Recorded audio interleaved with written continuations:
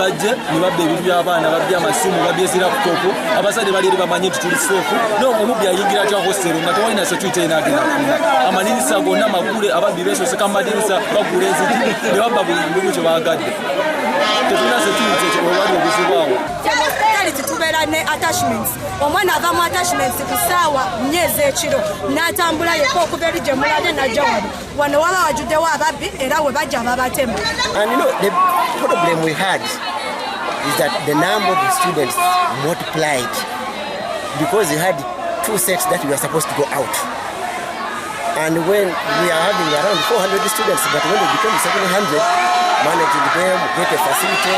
Kyeva tugambye nti tugenda kutuula nga ba stakeholders abaddukanya Crested Crane, Abayizi awamu naffe n'abakulembeze aba Jinja City Council. Get on broader perspective issues zigenda kujja.